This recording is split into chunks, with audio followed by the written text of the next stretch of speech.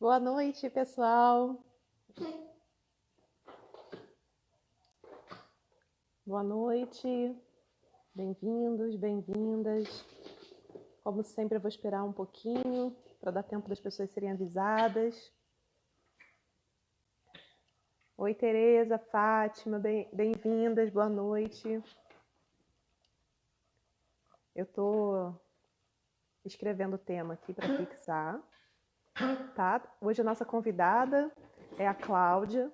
Eu já vou explicar para vocês um pouquinho do trabalho dela e ela também vai explicar. Deixa eu só escrever aqui o tema para ficar afixado. A gente vai falar dos ciclos lunares na mulher, que são os ciclos menstruais, né? E a Cláudia, ela tem um trabalho lindo de viver. Pronto, ó, afixei. Cláudia tem um trabalho lindo de viver. O nome dela é Cláudia Pacheco. Ela escreveu um livro chamado A Mamãe Sangra, que é um livro muito lindo, falando sobre a menstruação, né, e de uma forma muito bacana para instruir as crianças. Daqui a pouquinho a Cláudia está entrando aqui. E assim, eu quero primeiro dizer o que a gente vai fazer aqui, né, qual é o objetivo do programa.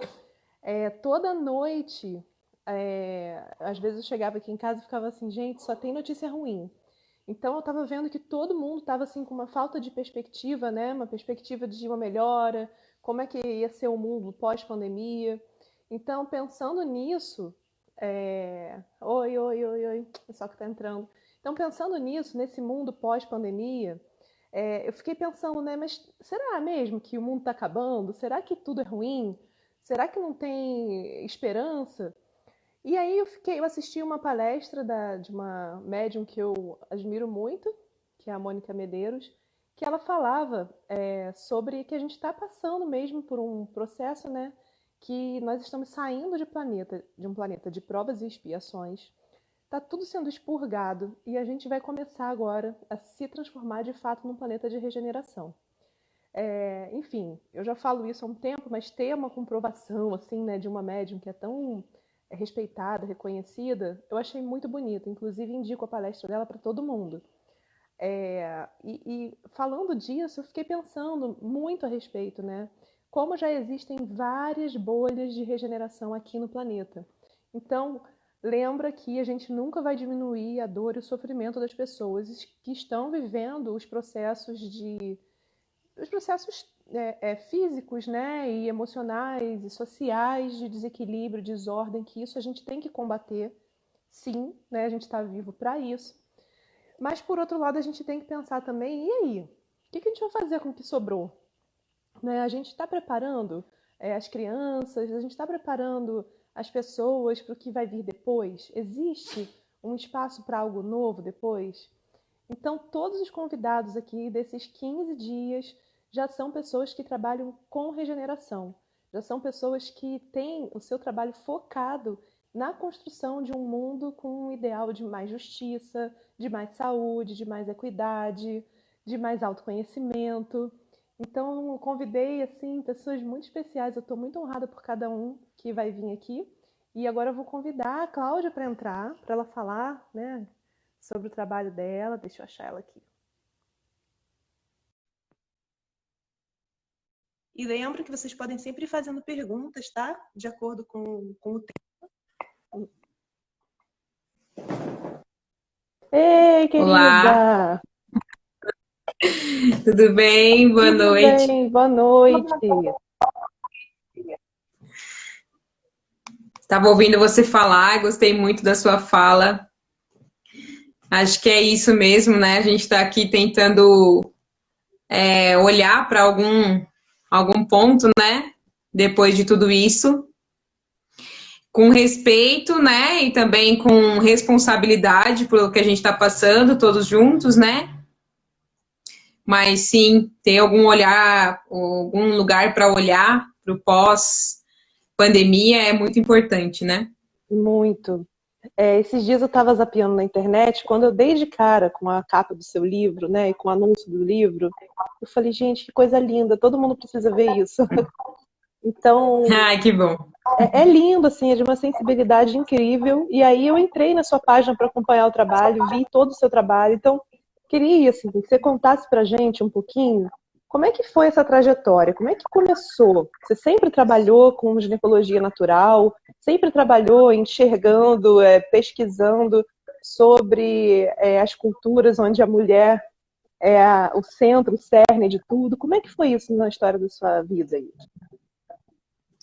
Eu sou de formação, sou relações públicas. Antes de ser relações públicas, eu fiz medicina no interior de São Paulo, mas não concluí.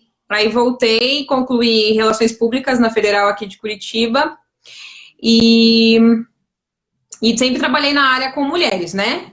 Sempre trabalhos sociais, trabalhos... Em todos os lugares que eu passei, eu acabava trabalhando com mulheres, né? Então, eu entrei lá para trabalhar no hospital, acabei trabalhando... era uma rede de hospitais, né? Acabei fazendo uma campanha para humanizar a maternidade e transformar ela, né, num lugar acolhedor para as mulheres que estavam lá. Era uma maternidade que tinha muitos casos de violência obstétrica e etc. Isso acho que em 2014. Também trabalhei na penitenciária feminina do Paraná e lá eu fazia um trabalho de ressignificação da identidade feminina. Porque as mulheres, em geral, elas têm elas olham, assim, para o que é ser mulher, né? Muito relacionado à beleza e à maternidade, né? E quando a mulher está encarcerada, ela não tem nenhuma das duas coisas, né? As mulheres, aqui, pelo menos do Paraná, até 2016, mais ou menos, 2017, elas não tinham... Não, 2015, perdão, até 2015, mais ou menos, elas não tinham espelho na penitenciária. Então, são anos, assim, mais de 10 anos sem saber como elas são, né? Como é as mulheres que estão lá presas há muitos anos, né? Ou há 2 anos, quantos anos elas ficarem presas, elas não conseguem se ver. E a questão do cárcere feminino ainda tem um outro porém, que as mulheres são esquecidas lá. Então, são condenadas por 1 ano e ficam muito mais tempo do que isso, porque a Defensoria Pública não atende, né? Não tem Defensoria Pública suficiente para o número de presos e acaba que as mulheres é quem pagam mais por isso. E trabalhava lá. Então, sempre meus trabalhos sempre foram relacionados à mulher, mas não nesse viés da natureza. E aí, em 2016, eu fiz o curso de Reiki, e aí eu na verdade estava tentando engravidar e tive um diagnóstico de infertilidade. Então, eu tinha endometriose, ovário policístico, útero retrovertido e mioma. E aí eu conheci um grupo chamado Ciranda das Curandeiras, que quem faz é a Babi Fará, fazia, né, esse grupo que tinha aqui em Curitiba. E lá que eu conheci tudo isso, eu nunca tinha ouvido falar de nada disso, né? E achei incrível, assim, no primeiro dia a moça já me falou sobre plantar a lua, e eu falei, meu Deus, o que é isso, né? Nunca tinha ouvido falar nem de coletor menstrual. E daí, a partir disso, então, assim, para que eu me tornasse uma pessoa saudável para poder gerar meu filho, é que eu conheci tudo isso. E aí, naquele mesmo ano, eu entrei no mestrado para estudar as bolivianas, como que fazia essa questão da beleza mesmo, né? O que era a beleza para as mulheres na Bolívia, e depois como que aqui elas conseguiam se sentir bonitas, né? Porque é um padrão de beleza completamente diferente.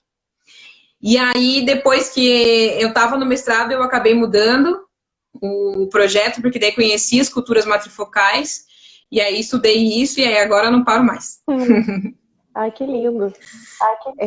Assim, é muito forte, né, isso, que a gente não toma consciência, a gente não sabe do que acontece com essas mulheres, né, que estão em cárcere.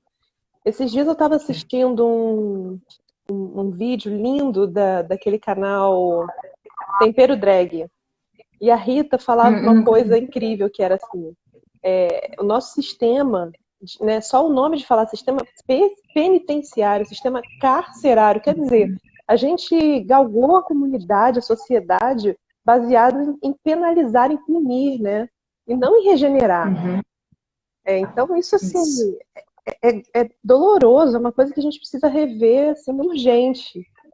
né? E Uhum. assim, e eu como mulher, eu fico pensando assim, eu como mulher, saber que esse tipo de violência e agressão acontece com outra mulher, dói meu útero.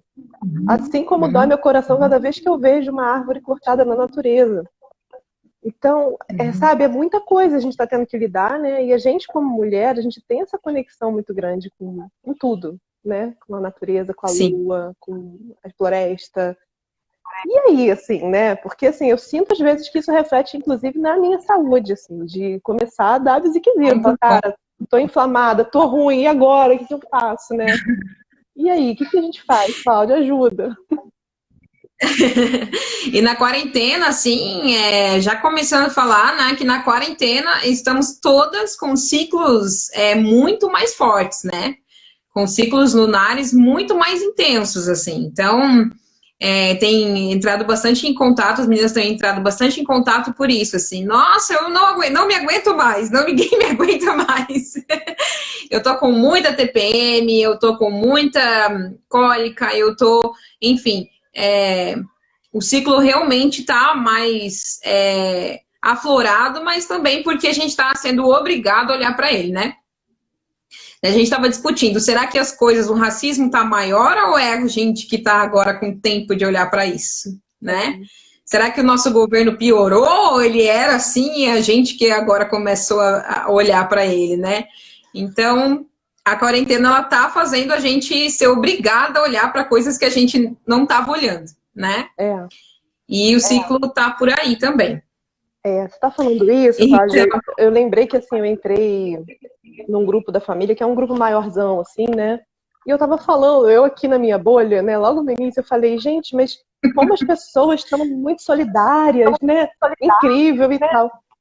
E ela falou, uhum, aonde isso? O que eu tô vendo não é nada disso. Eu tô vendo coisas horríveis acontecendo. Eu falei, como assim, gente? Porque, né, assim, eu moro numa cidade muito pequena. Então tem aquela coisa de você ser atendida pelo nome, de todo mundo se conhecer, né? Tem o lado ruim que é a fofoca, mas tem o lado bom em compensação que é esse apoio, né? E tal, e tal. sim. E aí, quando caiu assim a minha ficha, sabe? Porque a gente tem que partir do princípio que nós temos ignorâncias, né? Porque a gente não tá vendo tudo, a Uhum, gente não tá ciente de tudo. sim, E eu falei, cara, sim. óbvio, né? E aí uma prima minha que mora em Copacabana falou, nunca vi tanta miséria. Aí eu falei, mas essa miséria estava onde? Antes. Uhum, Estava uhum, sufocada pela uhum, pressa, né? A quantidade de gente sim, passando e a gente não olhava para as pessoas que estavam ali. Agora elas estão ali visíveis. isso. Então, e aí? Como é que a gente, quanto É. mulher, né, como filhas da Como é terra, que a gente sente isso? exato. Como é que a gente sente isso, né? Então, antigamente, né, os estudos das culturas matrifocais, eles dão conta que existia uma cultura matrifocal em torno de 26 mil anos atrás, até em torno de 6 mil anos atrás. E algumas sociedades trazem os requisitos dessa cultura até hoje, né? Principalmente em lugares que não foram tão dizimados, né? Com as invasões, né? Então, por exemplo, na cultura maia ainda é bastante preservada, né? Que é uma cultura que vem da cultura matrifocal. Algumas culturas também na África, culturas celtas, que estão, na verdade, resgatando, né, esse poder matrifocal. Mas aqui na América Latina, a gente tem resquícios enormes, assim, coisas que ainda são capazes de evidenciar esse conhecimento da mulher e da lua, né? Que é o que se baseava a cultura toda. Por quê? Porque a mulher e a lua e as plantas, elas têm um ciclo muito parecido, né? De 28 dias. Então, nesses 28 dias, a lua, ela fica completamente escura, depois ela vai se iluminando, se ilumina completamente e se apaga de novo para a escuridão. Né? Então, a lua é o feminino, né? O símbolo feminino, né? E o sol, o símbolo masculino. Então, a lua começa o seu ciclo completamente feminina, sem nenhuma luz externa, né? E depois vai dando as caras, né, para o planeta. E depois ela vai entrar em equilíbrio com o masculino, então vai ficar ali feminino e masculino completos, assim, um olhando de frente para o outro, né?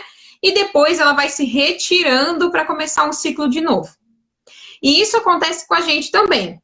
E quando a gente fala disso, parece que é uma coisa fantasiosa, é uma coisa... Agora a gente está numa questão muito difícil, né, nessa linha tênue entre o que não é científico e o que não é comprovadamente científico, né? Porque, por exemplo, claro que a gente vai respeitar que um estudo científico que mostra que alguma coisa funciona ou não funciona, a gente precisa respeitar, né? Porque são aquilo que a gente definiu como ciência hoje em dia. Mas a gente precisa entender que tem muita coisa que não foi estudada, né? Porque a ciência moderna, aquilo que a gente conhece hoje em dia, não tem 200 anos. Essas culturas, elas têm milhares de anos. Então, se a gente quiser realmente que tenha uma comprovação científica, como agora está tendo, né? Eu mesma sou mestre em culturas matrifocais, e é cientificamente comprovado, existem inúmeros estudos que estão vindo para esse viés, olhando para esse lado, né? E o que a gente tem para começar? Saber que os hormônios femininos, eles funcionam dessa forma. Nesses primeiros 7 dias, são os que a gente está sangrando, né? Que é a nossa lua nova. Então, é a nossa lua nova interna. É quando a mulher está no seu ciclo da lua nova. Ela tem os hormônios dela não são favoráveis a se relacionar externamente, né? É um momento que a mulher fica mais quieta, que os hormônios dela estão voltados para o corpo. O nosso corpo, nesses primeiros 7 dias, ele não está só eliminando o endométrio, que não foi usado, que já era muito trabalho, né? Se fosse só isso, o corpo já estaria mais cansado e também se preservando para poder fazer isso. Mas, ao mesmo tempo, ele está criando um folículo que vai abraçar o nosso óvulo, né? Que vai começar a madurar nesse primeiro dia da menstruação e vai ser usado nesse ciclo. Então, o nosso corpo, ele está criando uma coisa nova e eliminando aquilo que a gente não usou no mês passado. Então, a gente realmente não está disponível para o outro, né? A gente está disponível só para a gente mesmo, né? E como a gente acabou de falar, que na quarentena, a gente não olhando para fora, a gente acaba olhando muito para dentro, é o que acontece todo o ciclo menstrual. Que é o momento que a gente vai ficar olhando para nós mesmos, vai entender as nossas intuições, né? Que a gente vai se sentir mais intuitiva e criativa, então vai conseguir escrever mais, vai conseguir desenhar, vai conseguir tricotar, vai conseguir fazer qualquer coisa manual que precise dessa criatividade intuitiva, né? Que é aquilo que a gente olha para dentro, que tem na gente mesmo, né? Quem gosta de maquiar, eu tô vendo que está com maquiagem maravilhosa, então quem gosta de se maquiar, esse momento também, aquele momento que você consegue criar coisas, se pintar, né? Antigamente usava-se muito maquiagem com sangue da menstruação, né? Então faz pó, né? Do sangue da menstruação, faz pó, e aí pode colocar no rosto. Enfim, é um momento que você realmente está ligada consigo mesmo, sem o olhar masculino, né? Que nesse caso é um olhar externo. Depois a gente passa para a nossa lua crescente e a gente começa a olhar para fora.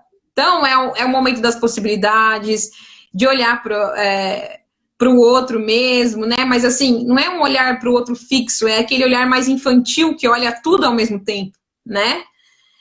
Mais adolescente mesmo, né? E depois a gente encontra com o masculino, e esse momento, ele é um momento bem crucial, assim, para o nosso ciclo saudável, né? Como você falou, às vezes a gente vê que tá tudo desconectado, de repente começa a dar uma zicada nas coisas, né? Aí dá ruim geral. E esse momento, para você ter uma ideia, lá na cultura matrifocal, então diz que o masculino e o feminino tem que estar em perfeita harmonia dentro da gente, para que haja uma ovulação. fisicamente e o que a gente conhece hoje na medicina ocidental, é que se a mulher está com muito hormônio masculino, o óvulo, ele amadurece e ele sai antes, ele vai para as trompas antes de estar maduro. E aí, se existe a fecundação, a mulher tem aborto espontâneo, que é muito comum, porque hoje em dia a gente está muito voltado para o masculino. É uma mulher que tem que trabalhar, que tem que se arrumar, que tem que olhar para fora, que tem que se preocupar com os outros, que tem, enfim, que não tem tempo para ela mesma, né? Então a gente tem muito isso. E Só para eu tirar uma dúvida aqui. Quando então a gente está nesse primeiro ciclo, né, que é quando a gente está sangrando, que a gente olha para a gente, e aí a gente fala de tudo que aconteceu culturalmente, falando que a menstruação é sujo, que a menstruação é errado, que a menstruação é ruim, é nojento, é feio, é ruim. Eu tenho vergonha de estar menstruada. Sim, na verdade é uma situação que é vergonha olhar para si, em vez de cultuar o masculino, né? Então é sempre essa separação, essa ruptura, né? De assim, a gente não tem o direito, poxa, é um momento nosso, né? Vamos respeitar. Não, e a gente tem vergonha de estar, então você faz de tudo para parecer que não tá. Né? As próprias propagandas falam isso, né? As meninas correndo, fazendo balé, fazendo não sei o que lá. Tudo, menos parecer que tá menstruada. A gente não pode, não tem esse direito, né, de estar menstruada. Então, realmente, o desequilíbrio começa lá na menstruação, né? Mas nesse momento, que era o momento que a gente tem que estar em equilíbrio, que a ovulação acontece, que é realmente quando as coisas se encontram, né, é que vai aparecer a maioria dos desequilíbrios. Então, quando a mulher tá muito no masculino, ela vai, provavelmente vai soltar esses óvulos antes do tempo e não vai conseguir engravidar, né? E depois, se a mulher tá muito no feminino, então o que é uma mulher que tá muito no feminino? É uma mulher que tá só preocupada com a dança da vida, né? Com, assim, uma mulher que cria muitas coisas, mas não põe em prática. Então, você já viu, assim, eu tenho algumas amigas aqui que a gente trabalha feminino, né? Mas daí a gente vai lá e faz muito, nossa, ela faz tricô, e daí faz várias peças, mas não vende nada, né? Não é uma mulher que coloca a sua obra no mundo, né? Para você, assim, a gente tá falando de masculino e feminino, não de homem e mulher. Não quer dizer que os homens são todos para frentex e eles fazem tudo acontecer. Não é isso. É que a energia do nosso próprio corpo de mulher que tem tanto essa energia de criar as coisas como pôr elas no mundo. Então, nesse momento, a gente precisa pegar aquilo que a gente criou e pôr pro mundo, né? E aí, essa mulher que tá muito ali nas ideias, no campo das ideias, tá ali muito na dança da vida, na beleza, né? Nessa coisa que até a melancolia é feminina, né? É uma mulher que vai ter os ovários, o óvulo, quando a gente tem muito hormônio feminino no corpo, o óvulo fica muito maduro, então ele envelhece e o ovário não libera, que entende que já passou do tempo. E aí vai formando cisto nos ovários, né? Olha. Então, nesse momento é que a gente tá ali com várias dessas doenças que a gente tem, que são provocadas pelo desequilíbrio do feminino e do masculino. E isso a gente tem um conhecimento lunar e um conhecimento da medicina tradicional, da medicina ocidental. Não, né? E assim, isso tudo que você está falando, que serve para a mulher, serve para o planeta também, né? Serve para o planeta, é verdade. A gente foca na mulher, né? Mas na cultura maia aqui é a maior sabedoria, né? Onde você encontra os desenhos maias, sempre tem então a mulher em 4 ciclos, e a lua em 4 ciclos, e a planta em 4 ciclos, e o ano em 4 ciclos, em tudo tem essa sabedoria. E realmente, como você falou, eu estudo a mulher, né? Então, o que eu sei é sobre a mulher. Mas esse conhecimento, ele vale para tudo mesmo. Ai, que lindo. E aí, depois que a gente depois que você ovula, né? E aí você vai, então, começar a preparar o corpo para eliminar aquilo que que você não quer mais, né? Aquilo que você não vai usar no próximo ciclo. Uhum. Então, o corpo vai preparar aquela limpeza. Fisicamente, o corpo ele vai eliminar parabenos que tem no seu corpo em excesso. A menstruação, ela consegue eliminar toxicidade do nosso sangue. Tudo que está em excesso, a gente consegue eliminar na menstruação. Uma menstruação saudável previne inúmeras doenças que os homens têm a mais do que as mulheres por causa que não tem esse ciclo de limpeza do sangue, né? Então, teu fígado vai trabalhar mais, tudo vai acontecer ali na tua TPM, vai preparar esse corpo para eliminar. Emocionalmente também. Então, tudo que a gente não gosta naquele nosso ciclo, nossa vida, a gente vai preparar para eliminar durante a menstruação. Aí que vem a TPM, porque o teu corpo está pedindo para que você olhe coisas para você eliminar, e você não quer eliminar. Então, primeiro, por apego, né? Então, assim, a gente recebe aqui na tenda, a gente tem um ambulatório de saúde natural, né? Então, a gente recebe muita mulher que, por exemplo, era depressiva, tomava remédio, né? E aí o psiquiatra já liberou para diminuir esse remédio, a mulher não tem coragem. E aí ela fala, mas olha, na TPM eu tô muito pior, eu não posso ficar sem esse remédio. E eu gosto de usar esse exemplo porque ele é realmente o que a gente faz na nossa vida. Eu não tenho coragem de seguir sem isso que me faz bem. Isso a gente pode transformar em relacionamento, trabalho, roupa, cabelo, né? Sentimento, angústia, lembranças. Quando eu tenho um trauma, por exemplo, né?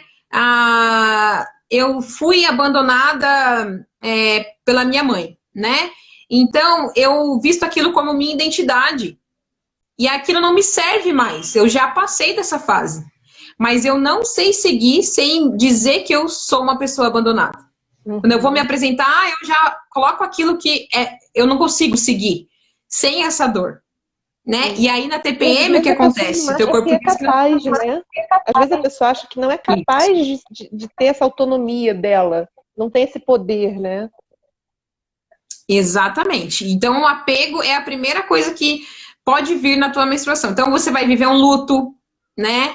Vai chorar muito, vai se sentir sozinha, vai se sentir abandonada, nada dá certo na sua vida. Aquele sentimento que vem na TPM é porque o teu corpo está pedindo para você seguir para a próxima fase.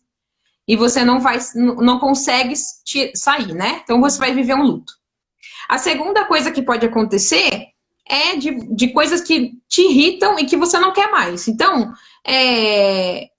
coisas em você mesma. Então, assim, por exemplo, eu tenho uma necessidade, eu já vou falar uma necessidade de reconhecimento.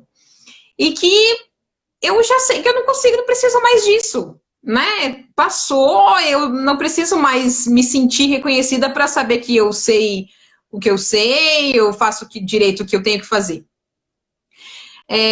Então, o meu corpo está dizendo para você, chega disso.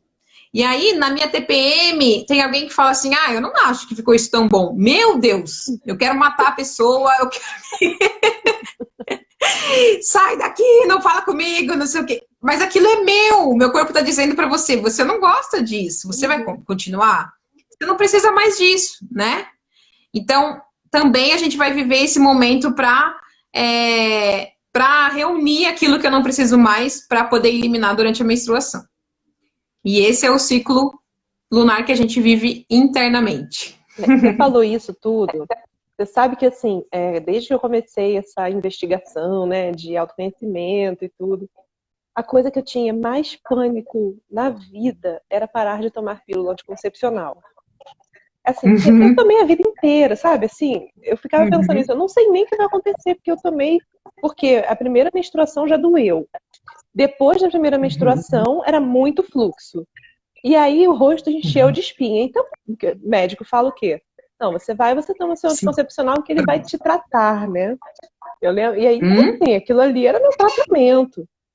E eu tinha pavor, não conseguia pensar que eu podia viver sem a pílula. Primeiro que eu não queria ser mãe, e então pra mim era uma coisa assim, certa, né? Eu falei, não, é isso. Impensável. Impensável.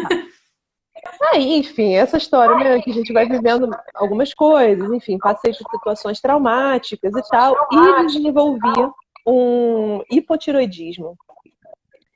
Aí comecei a tomar o hormônio, né, da tireoide, T3. Aí fiquei tomando e tal. Fiquei bem, falei, nossa, agora é maravilhoso, porque eu estava passando o quê? Por um processo depressivo praticamente, mas hormonal, né? Eu falava, cara, eu não me reconheço, eu não sou essa pessoa, entendeu? Eu sempre sou uma pessoa, assim, não que eu force ficar alegre, mas assim, é natural, eu gosto de agir, eu sou espontânea e tal. E aí eu tava arrasada, assim. Eu falei, não, eu vou fazer terapia, eu tô muito mal, fiquei muito mal. E era hormonal. E aí a primeira coisa que eu fiz foi um mega detox. Então comecei, aí a médica falou assim, não, então você vai ter que tomar testosterona. Aí eu, caraca, então, além disso, vou ter que passar testosterona também. E aí era um gel que passava. 3 dias usando aquilo, eu queria matar todo mundo. Eu fiquei insuportável. Falei, cara, não é possível, não pode ser isso. Aí, enfim, comecei tratamento com floral de bar. Aí fui fazer também tratamento fitoterápico. Nananana. Chegou um momento que na hora que, assim, isso foram anos, né? Quando eu fui, eu comecei a fazer um tratamento com um médico naturalista maravilhoso. E aí ele falou assim, não, você precisa repor minerais e vitaminas. E parar de tomar anticoncepcional para ontem. E aí eu, o quê? Eu parar de tomar? O que é isso? Ele, não, isso tá fazendo mal. Eu falei, não, ó, faz tudo, cara. Eu paro, entendeu? Qualquer coisa, mas o anticoncepcional nem pensar.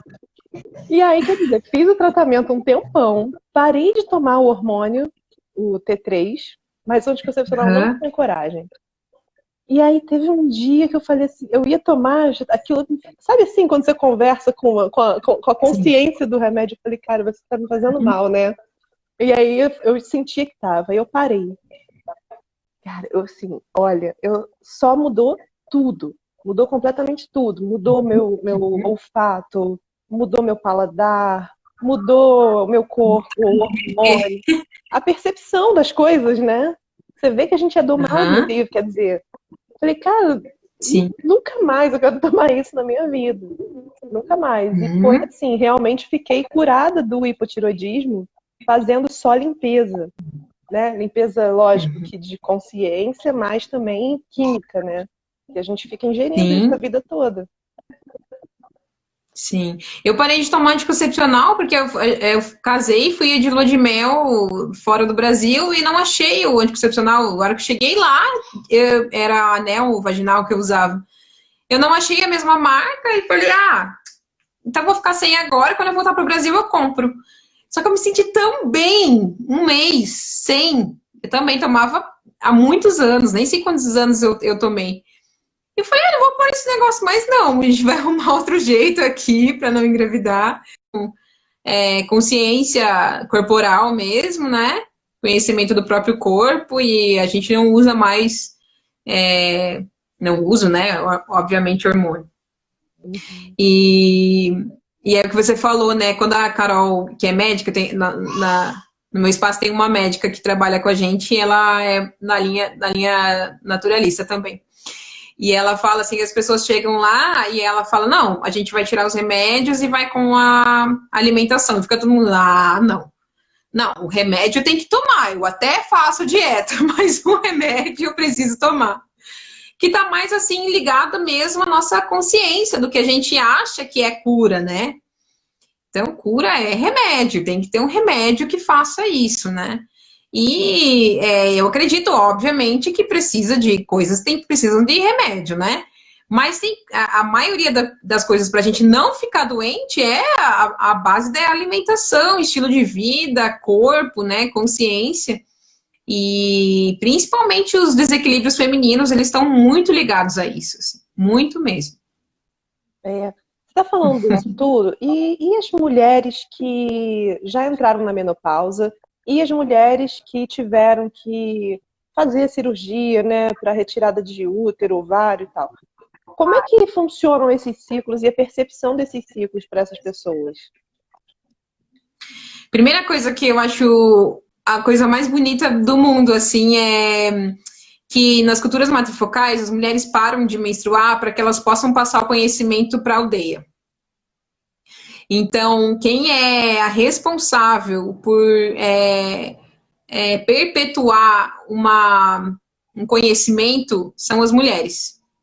E a natureza dá esse momento para elas, porque os homens eles ficam férteis pro resto da vida. Então, eles podem ser pais, e acontece mesmo lá com 80 anos, né?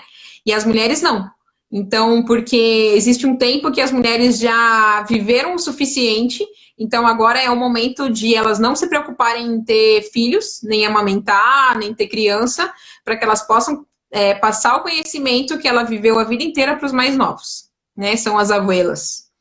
Então, que são essas mulheres que são as detentoras do conhecimento, né? Então, a valorização da mulher em menopausa nas culturas matrifocais é maravilhosa. Na cultura patriarcal, não. Porque a gente não tem, a mulher não detém nenhum conhecimento na cultura patriarcal, né? E isso que é o grande problema. Porque aqui na menopausa as mulheres não querem parar de serem férteis, né?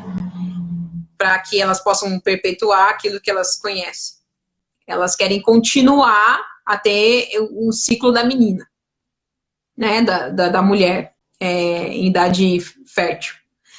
E isso é completamente compreensível porque ela fica sem um papel social dentro da nossa comunidade. Mas, então, se a gente for pensar na lua, a mulher começa a seguir a lua do céu. Então, ela vive todo o processo, as mulheres que não têm o útero físico ou que elas vão continuar com os mesmos hormônios, lembrando que as mulheres que não têm útero, elas continuam, né, com a fase hormonal. É claro que vai ter alterações no corpo e isso tudo é cada caso, né, que a gente vai ter que estudar, né, o caso específico. Mas elas se baseiam nesse ciclo pela lua do céu. Então, na lua nova, elas vão sentir esse recolhimento, né? Depois, a lua crescente, elas vão indo para fora, a lua cheia, vontade de sair, mesmo as mulheres que tomam anticoncepcional é a mesma coisa. Que como o anticoncepcional não deixa que elas tenham alteração hormonal física, elas vão sentir só a lua do céu. Tá. Então, por isso que quando você vai fazer um evento, que são mulheres que tomam anticoncepcional, você pode fazer um evento na lua cheia, porque elas vão ter vontade de sair de casa. E isso acontece, normal, assim, as baladas vão estar mais cheias, os restaurantes vão estar mais cheios, tudo vai estar cheio na lua cheia, né? Porque a maioria das mulheres vão estar com essa energia da lua externa. Mas a gente que não usa hormônio, vai seguir a lua interna. Tá. E assim, tem alguns sintomas, né, de mulheres que entram na menopausa, calores, mudanças de temperatura. Tem alguma forma natural de amenizar isso? Algum tratamento? Como é que é? Tem um protocolo ou é um por um? Como é que funciona? Tem que ser um por um, porque aí a gente vai primeiro fazer o exame de saber como é que essa mulher tá, né? Porque aí depende muito da vida que ela viveu até aquele momento também. Uhum. Muito do que ela consome, né? Qual é a alimentação, qual é o ritmo de vida, se ela teve filho, se não teve filho, como esse corpo recebeu todo essa vida, né? E aí depois sim, né? Tanto na alimentação, a gente pode incluir sementes. Eu estou fazendo um estudo de ciclo de sementes que é bem legal. Que vai fazer essa regulação natural dos hormônios do corpo. Então, comigo vai ser mais na base das ervas e sementes, e na Carol, que é a médica que trabalha com a gente, com alimentação, né? Ela vai dar as dietas, também se precisar homeopatia, e a gente também tem uma outra terapeuta que é com aromaterapia. São os óleos essenciais que também ajudam, né? A gente tem diversas ervas que regulam, né, os hormônios. Então, a salvia esclareia, a artemisia, depende muito do que é que está mais alto, se é o estrogênio ou se é a progesterona, né, que que vai estar mais alto ou mais baixo na mulher. Então, a gente precisa ver quais são os sintomas, como é que está o estado dessa mulher e sim, a gente pode tratar naturalmente. Tá, tem uma pergunta aqui da Márcia, que se tem alguma diferença energética entre menopausa natural e de quando existe a necessidade da retirada de útero. A gente vai precisar ver se existe algum trauma uterino que tenha ficado, né? O útero energético, ele existe para todo mundo, né? O útero, ovário, trompas, mesmo que a gente tire fisicamente, energeticamente continua a mesma coisa, né?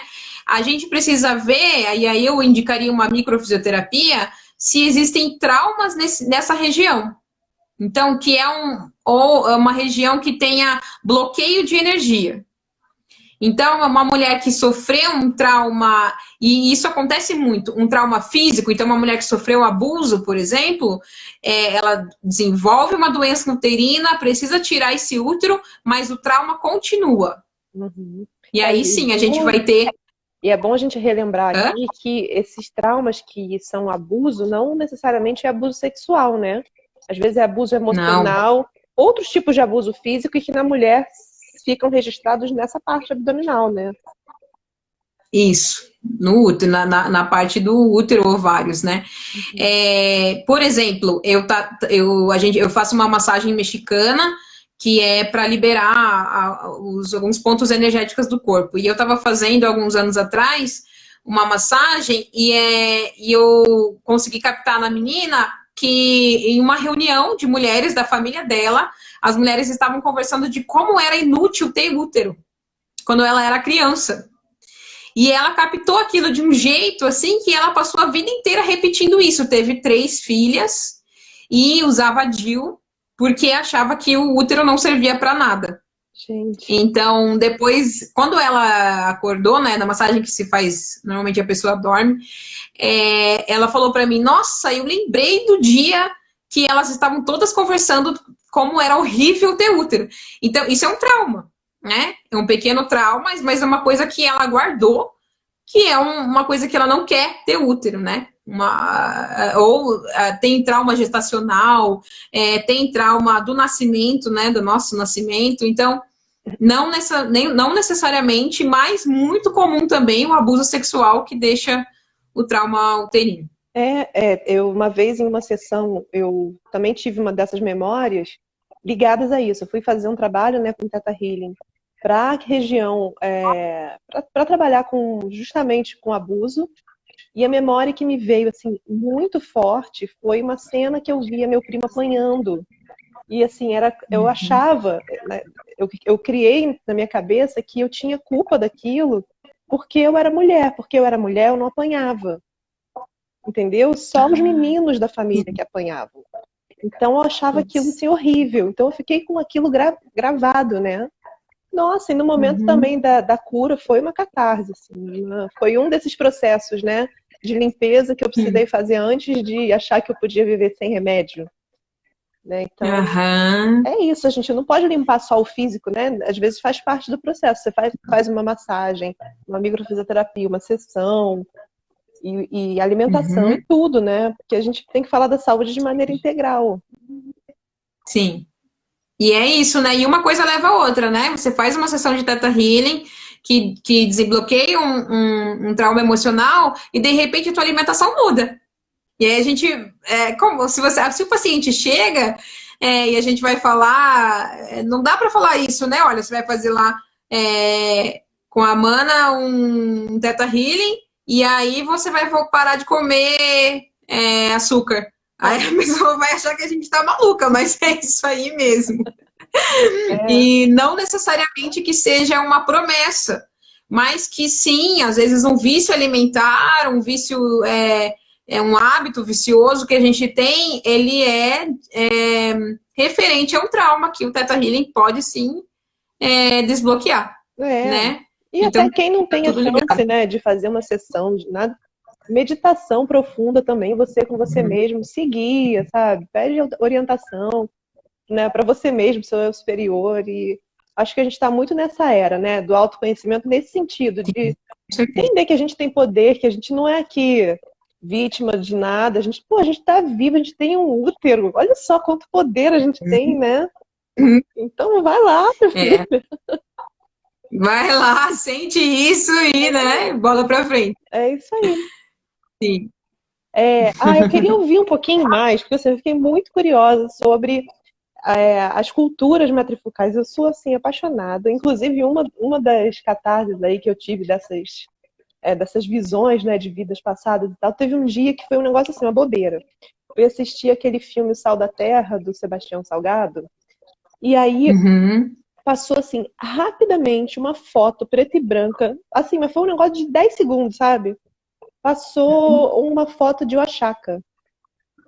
Eu vi aquela foto, e era uma foto assim, 2 caras no campo, de longe, sabe? Não tinha nada demais. Mas eu comecei a chorar de uma forma, a chorar. Eu falei, cara, eu preciso ir para esse lugar.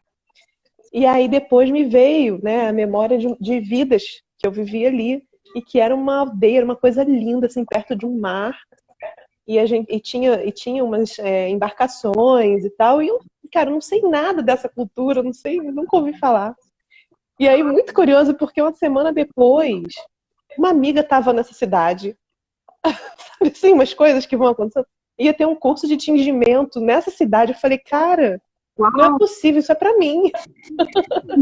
Só que aí aconteceu a história da pandemia, enfim, né? Foi logo no início do ano. E aí não fui ainda, mas é um sonho realmente, assim, pra mim ir lá. Falando, acho que for Oaxaca, que é lá no México, né? Mas tem umas tribos ainda lá que são assim. Depois eu fui ler. Não, México. Eu digo assim que eu nunca fui pro México. Mas eu acho que eu nunca fui porque eu não sei se eu volto se eu for pra lá. É um negócio assim que toda vez que os cursos que eu fiz, por acaso também, né? E até tem uma história assim que no meu primeiro parto do Joaquim, quando eu entrava em transe, no meio das contrações, eu pedia um rebozo. Rebozo, pega o rebozo, né? Quando eu saía, as pessoas me perguntavam, né? A parteira, a doula, meu marido, o que é rebozo? E eu, sei lá o que é rebozo, como é que eu vou saber? E aí eu entrava e falava rebozo. E aí até que uma hora meu marido ficou, assim, desesperado, porque né, eu fiquei 22 horas em trabalho de parto, né? E acabou que foi cesárea. E aí ele ficou, assim, bravo até e falou assim, olha pra mim e fala o que é rebozo. E aí eu falei pra ele, é uma coisa que desencaixa o bebê. Ele tava preso na minha pelve.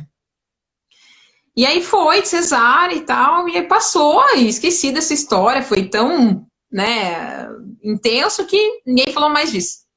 E aí quando o Joaquim tinha 4 meses, eu vi um curso na internet que falava assim, curso de rebozo, e a hora que eu li, falei, meu Deus, Douglas, o rebozo, ele falou, você ficava falando isso no parto, mas ninguém sabe o que é. E aí, quando eu fui nesse curso, é um curso de medicina mexicana, feminina, e o rebozo é um pano que se usa no parto para desencaixar os bebês. Olha assim. Mas eu não sabia o que era no meu parto. Então, acessava com certeza uma memória que sabia que eu precisava disso, mas fisicamente não sabia, né? Então, acabei fazendo muitos cursos relacionados ao México. E nem sei porque a gente está falando sobre isso, mas as culturas matrifocais. Mas as culturas matrifocais, elas têm no planeta inteiro. Não é só aqui. Aqui, na Bolívia, principalmente, no Chile também. E no Chile tem uma coisa interessante que são 3 povos, né? Que junta ali as culturas. Então, não vou lembrar os nomes, porque eu sou uma eterna puérpera. A minha filha tem 1 ano, mas a minha memória não é mais a mesma. E eu não tenho nem essa desculpa, eu sou assim também, mas nem filho tenho. Não vou dizer para você ter um filho para poder ter essa desculpa, porque não vale a pena, entendeu? É muito mais trabalho. Mas aqui a cultura maia é a que a gente conhece mais, principalmente pelo calendário lunar, né? Que é uma coisa que ficou...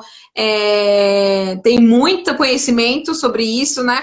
Passou milênios, e ainda é perfeito, né? Então, é mais fácil de você encontrar artigos de antropologia relacionados a isso. Mas a gente tem, por exemplo, uma cultura matrifocal riquíssima na África.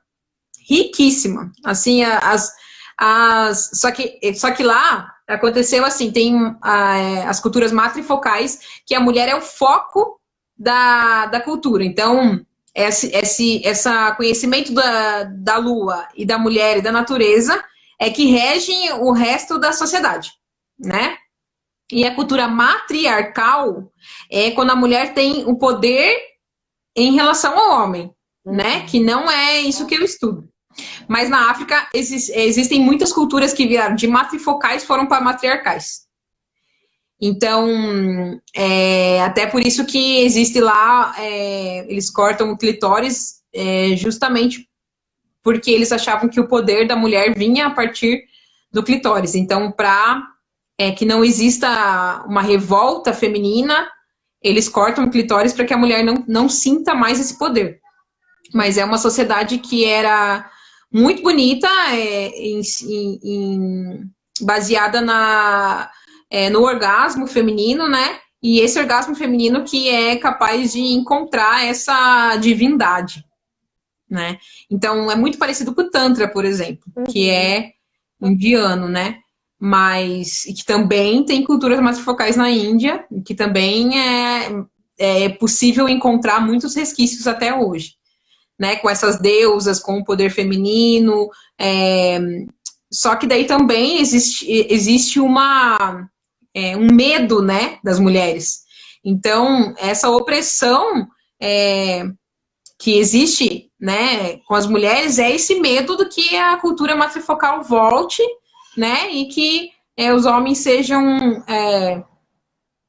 diminuídos. Mas não é essa a questão, né? A gente valoriza o masculino da mesma forma, né? Como eu falei, o feminino e o masculino equilibrados, eles são incríveis, são capazes de gerar vidas, inclusive, né? Com certeza. Não, e assim, se a gente Então, a cultura para pensar, né, quem tem o poder de gerar matéria é a mulher, né? Eu acho que o desequilíbrio começa aí, porque a gente fala de uma coisa mais intuitiva e tal, como sendo o poder feminino, mas assim, a gente sabe que lá atrás a mulher era aquela que fazia a matéria acontecer. A coisa no mundo material era a mulher, né? E aí a gente, em algum momento, falou assim, não, mas como assim? O mundo vai ficar na mão da mulherada? Que coisa estranha é essa? Vamos acabar com essa graça. Mas uma das coisas que foi a destruição das culturas matrifocais foi isso, foi que o homem percebeu que a mulher precisava da semente dele para engravidar. Porque até então, a mulher, como não existia um parceiro fixo, né? Não existia parceiro fixo, a sexualidade ela era liberada entre as pessoas, né? Não tinha essa coisa de ter um casamento e só podia ter ali monogamia, né? Então, a mulher gerava uma vida sozinha. Ninguém sabia quem era o pai, né? O filho era da comunidade, né? Então, todos tratavam como masculino e feminino. E a partir do momento que o homem percebeu que para a terra só dava a flor a partir da semente, ele achou que, inclusive, era dele, né? Até hoje, a gente estava em reunião aqui na tenda e a gente brincou que aqui existe muito assim que o cara fez um filho nela, o cara deu um filho para ela, né? Esse jeito que as pessoas falam, assim. E, na verdade, o óvulo, ele já está lá dentro da mulher, ele já está vivo 2 semanas antes da concepção. Então, quando a gente conta, quando a mulher está grávida, a gente conta 42 semanas até o bebê nascer. Essas 42 semanas contam antes da concepção. Não interessa quando foi a concepção, interessa o dia que a mulher menstruou, que é o dia que aquele óvulo começou a vida dele.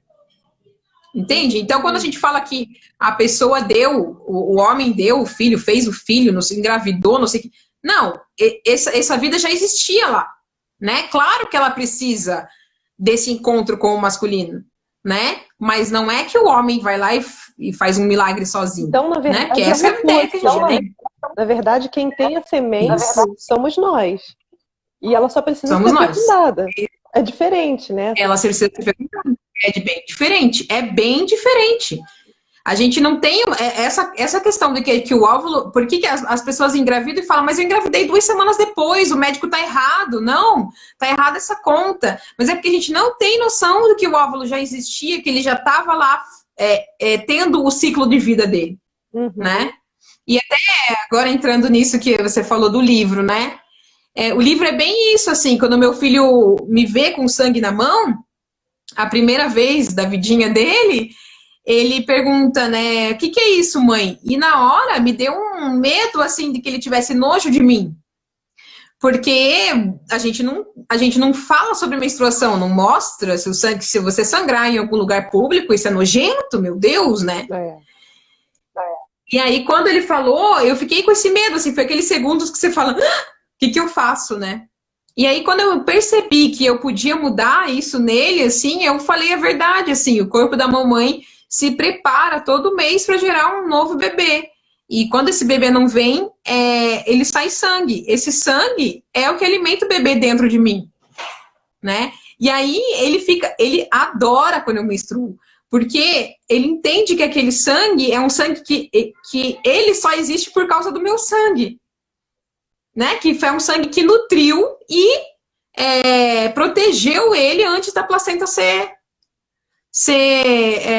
construída dentro do meu corpo, né? Então veja, esse sangue, se a gente tivesse noção disso, se a gente falasse sobre isso, se as pessoas soubessem disso, será que esse sangue seria tão nojento? Como é que a gente tem nojo daquilo que nos alimenta, né? Chega a ser assim, é ridículo quando a gente para pensar, né? Assim, o quanto que nós, quanto humanidade, fomos desenvolvendo tanto tecnologicamente num sentido, mas no sentido básico, que, gente, isso é conhecimento básico, né? Assim, da vida, né? Aí a gente não sabe. Isso. Na verdade, a gente não sabe. Eu lembro que eu tinha um namorado que ele achava que, assim, ele via eu tomando pílula, ele, oba, hoje tem. Eu falei, quer dizer, a pessoa acha. Eu só tô... Entendeu? Então, se você vê o nível de ignorância, mas, assim, é incrível. Outro dia eu vi um amigo postando uma coisa, instruindo os outros amigos a lavar o pênis. Porque ele falou abertamente, olha, a gente não aprende. Ninguém ensina a gente isso. Porque, sabe, é algo que é um tabu. E aí ele fez um post enorme falando sobre isso, porque o câncer de pênis, inclusive, é uma realidade também, né? Então, assim, essa questão, né, dos abusos, tanto do masculino quanto do feminino, precisam ser vistas para todo mundo, né? Curar todo mundo. Porque é muita ignorância. Sim. E o feminino e o masculino, volto a dizer, não é homem e mulher, né? Os homens também têm a mesma coisa, eles também têm essa capacidade intuitiva, eles também têm a capacidade criativa, eles também têm isso, né? Que às vezes é muito negado também para eles, né? Sentir. Eu vejo assim que o meu marido, ele é um cara mais feminino mesmo, assim, e como ele fica alheio no meio da sociedade, assim, porque não vem dele essa coisa grotesca que a gente espera do homem, né? Que não é, um homem natural não é grotesco. Né? Ele é equilibrado, assim como as mulheres, né? Exatamente. Olha, eu sei que você tem que ir, né? Porque a gente já tá aqui há quase 1 hora e você vai entrar numa outra live, né? Agora. Eu, na verdade, dei a live para poder fazer meus filhos dormirem, que é muito importante. Tá, sim. Mas ficou para quarta a outra live. Então tá. Quero, te agradecer de todo o coração, adorei. E quero falar mais, porque agora eu quero saber mais coisa. A gente combina. Então tá. Eu também quero mais conhecer melhor. Muito obrigada, viu? Beijo. Muito obrigada. Tchau. Tchau. Obrigada, gente. Gente, a Cláudia, né? Que coisa maravilhosa. Eu acho que já vai cair aqui. Eu estava pensando em voltar agora, sozinha, que eu queria falar umas coisas que hoje eu fiquei pensando sobre ferramentas, né, de terapia. A diferença de ferramenta para autoconhecimento. Então, me dá 5 minutinhos, eu vou pegar uma água e quem quiser volta aqui, porque eu vou voltar para falar um pouco disso sobre terapias holísticas, sobre nova era, sobre se você precisa fazer cursos para se autoconhecer. E vou dar uma visão, um panorama um pouquinho disso. Já volto.